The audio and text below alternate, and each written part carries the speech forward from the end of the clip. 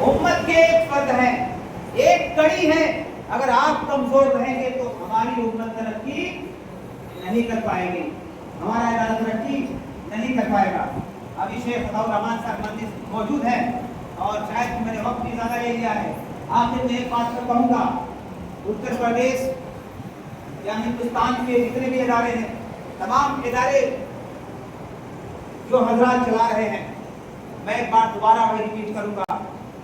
Waste Bengal کے لوگوں سے اور باقی ہندوستان کے جتنے بھی لوگ ہیں جہاں تک میری آواز پہنچ رہی ہے، میں ان سے گزارش کروں گا کہ آپ اپنے اداروں کو فقیر مت بنائیے، اپنے اداروں کو خود مختار بنائیے، اپنے اداروں کو خود مختار بنائیے. کسی پہنچ رہا ہے، ستارہ مخلوق ہے، مخلوق تک پہنچ رہا ہے.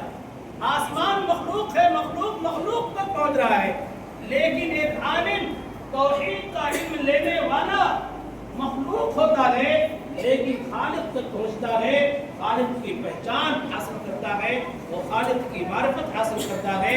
اسی لیے فاعلم انہ لا الہ الا اللہ. آپ سیکھیے، اور کون سا علم سیکھیے؟ اقرأ بسم ربک، اپنے رب کا نام یعنی توحید، اللہ کی شناخت، اللہ کی معرفت، اللہ کی پہچان، یہ بنیادی علم.